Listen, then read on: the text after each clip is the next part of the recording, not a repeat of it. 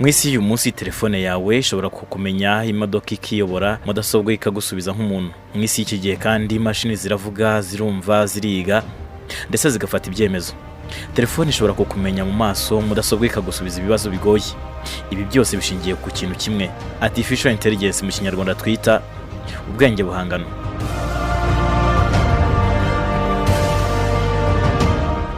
Muri iki gihe kandi abenshi cyane abakozi ba leta barasabwa kwiga no kugira ubumenyi kuri artificial intelligence. Ariko se ubwenge bwaje gute? Ninde wabutekereje bwa mbere? Ese ubwo bwenge buzafasha abantu cyangwa se buzabambura akazi? Ibi ni byo tugiye kugarukaho muri aka kanya. Nge nitwa Manzi Claude Nkwaye ikaze.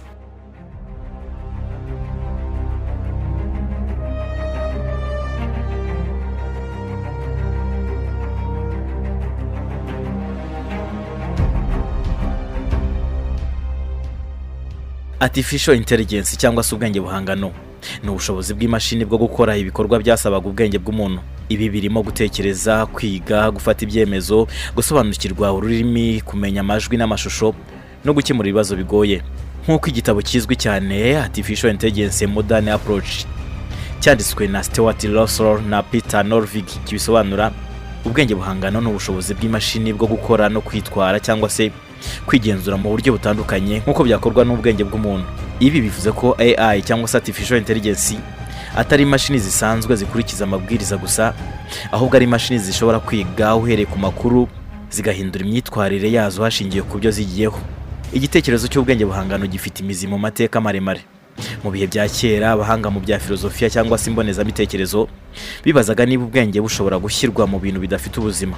Aristotle, umugiriki w'umuhanga mu bijyanye n'imbonezamitekerereze cyangwa se filozofi, mu kinyejana cya 4 mbere ya Yezu, yatekereje ku mategeko y'ubwenge nuko gutekereza gukurikiza logique cyangwa se inyurabwenge.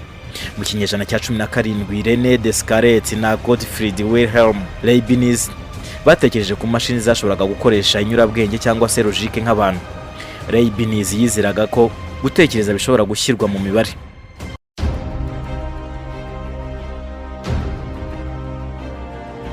Ibi bitekerezo byose byashyizeho ishingiro ry'uko imashini zashoboraga kwigishwa gutekereza. Mu 1950, umuhanga mu mibare w'umwongereza witwa Alan Turing yanditse inyandiko yahinduye amateka y'ikoranabuhanga yitwa Computing Machinery and Intelligence. Muri iyo nyandiko yibajije ikibazo cyari kiremereye cyane muri icyo gihe. Yagize ati, ese imashini ishobora gutekereza?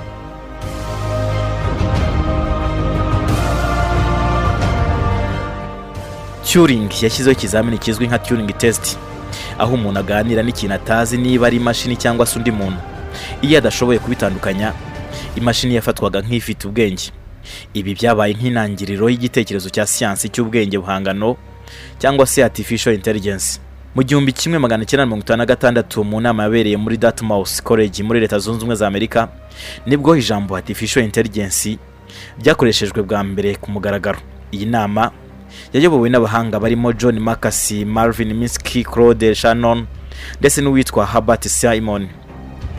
John Mackay ufatwa nk'uwavumbuye Artificial Intelligence nk'umurima w'ubumenyi, yizeraga ko buri kintu cy'ubwenge bw'umuntu gishobora gusobanurwa ku buryo imashini yakwigishwa kubikora. Nk'uko Niels J. Nielsen abisobanura mu gitabo The Quest for Artificial Intelligence, aba bahanga bemeraga ko imashini zizagira ku rwego rw'ubwenge bw'umuntu kandi mu gihe gito, nubwo byaje kugaragara ko byatwaye igihe kirekire kurusha uko babitekerezaga.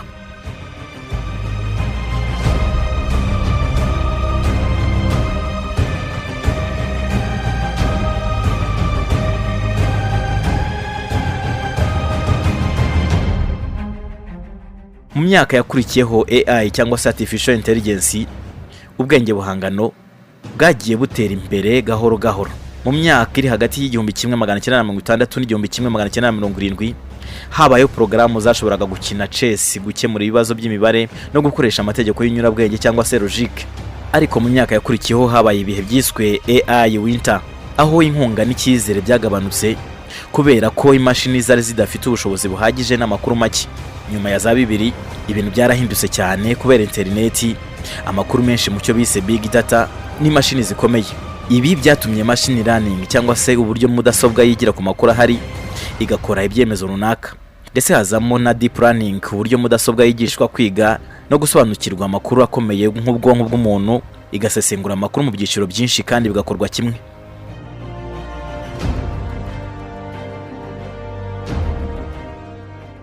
Muri isi ya none ubwenge buhangano buri guhindura uburezi ku isi. AI cyangwa se artificial intelligence ishobora gufasha abanyeshuri kwiga mu buryo bujyanye n'ubushobozi bwabo, igafasha abarimu mu gupima no gukurikirana iterambere ry'abanyeshuri.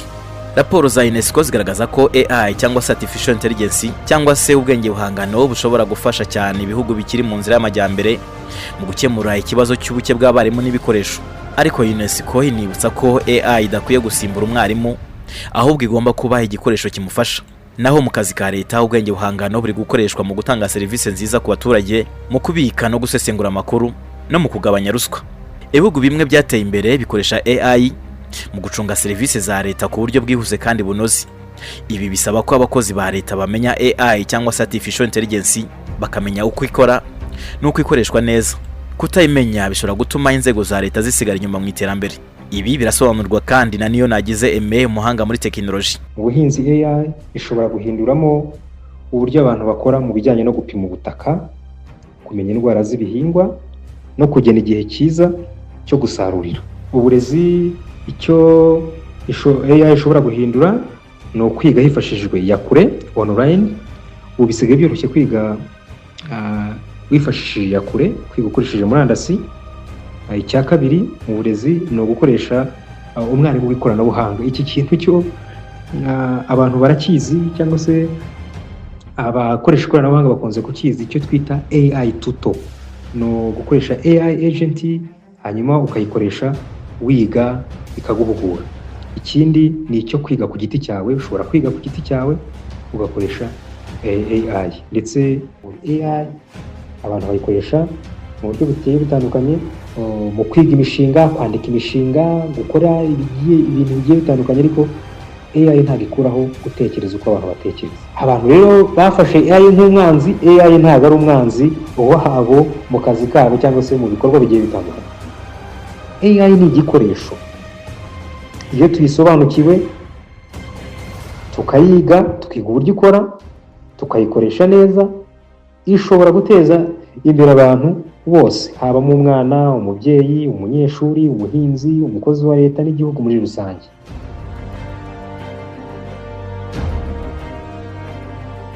Mu buvuzi, artificial intelligence cyangwa se ubwenge buhangano burimo gufasha abaganga gusuzuma indwara hakiri kare, gusoma amashusho ya X-ray na MRI no gutegura imiti mishya. Ibitabo n'ubushakashatsi byatangajwe mu nyamakuru nka The Lancet Digital Health bigaragaza ko AI cyangwa se artificial intelligence ishobora gutahura indwara zimwe ku gipimo kiri hejuru cyane. Ariko hakibazwa ikibazo gikomeye: iyo AI ikoze ikosa mu buvuzi, ninde ubibazwa? Ni umuganga wayikoze cyangwa ni leta? Niyonagize, umuhanga muri tekinoloji, arabidusobanurira. Icyambere, AI ubwayo ntabwo ihanwa, kuko AI yakozwe n'abantu cyangwa se AI zikorwa n'abantu, zigakoreshwa n'abantu. Ariko icyo navuga ni uko icyakora hari abantu bashobora kubazwa inshingano n'imikorere mibi ya AI. Abo bantu ba mbere: uwakoze porogaramu ya artificial intelligence abazwa inshingano z'imikoreshereze y'urwo rubuga, imikoreshereze ya artificial intelligence. Akabazwa icyambere, akabazwa uburyo abantu bakoresha urwo rubuga, polisi zigena iyo mikoreshereze cyangwa se gahunda zigena imikorere n'imikoreshereze y'urwo rubuga. Icyambere rero ni uko ibazwa abantu bakoze urwo rubuga cyangwa bakoze AI. Cya kabiri,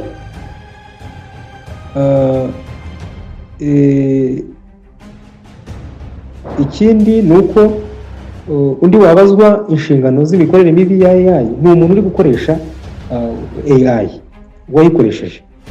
Uwayikoresheje nabi ashobora kubazwa inshingano zayo mu gihe yayikoresheje agatanga amakuru cyangwa agatangaza amakuru atari yo.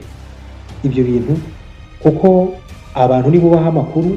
Iyo uri kubaza AI cyangwa se ushaka gusobanukirwa ukoresheje AI, ibyo uyibajije nibyo gusubiza. Ikindi ababazwa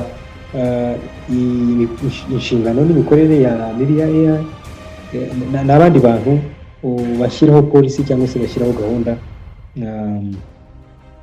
z'imikorere n'imikoreshereze ya artificial intelligence.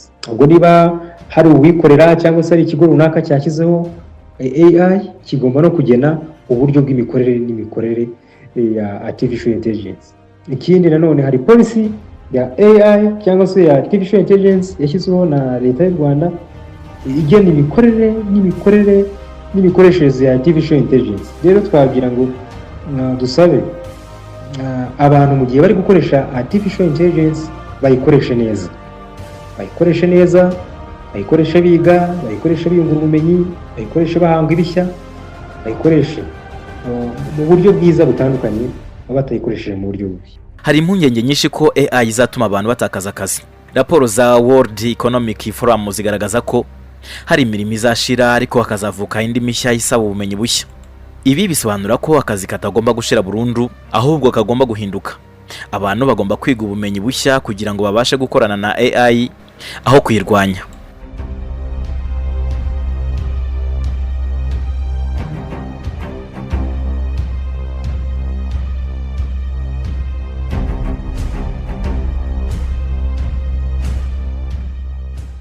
Artificial intelligence ishobora gukoreshwa nabi mu gukwirakwiza amakuru atariyo, mu kuneka abaturage no mu ntambara. Ibi bituma hakenerwa amakuru n'amahame asobanutse, nk'uko Yuval Noah Harari yabivuga mu gitabo 21 Lessons for 21st Century. Ikibazo nyamukuru si AI cyangwa se artificial intelligence ubwayo, ahubwo ni abantu bayikoresha batitaye ku ngaruka. Mu myaka iri imbere AI izakomeza kwinjira mu buzima bwa buri munsi. Imirimo izasaba ubufatanye hagati y'abantu n'imashini. Uburezi, amategeko n'imico bigomba kugendana n'iri terambere. Abahanga benshi bemeranya ko AI itazaba umusimbura w'abantu, ahubwo izaba umufatanyabikorwa wabo. Ubwenge buhangano cyangwa se artificial intelligence ni igikoresho gikomeye gishobora guteza imbere isi, kigafasha abantu kubaho neza, cyangwa se kikabyara ibibazo bikomeye iyo gikoreshejwe nabi. Ejo hazaza hacyo ntihagomba kugenwa n'imashini, ahubwo hagomba kugenwa n'abantu bagikoresha. Icyemezo kiri mu biganza byacu. Ndagushimiye.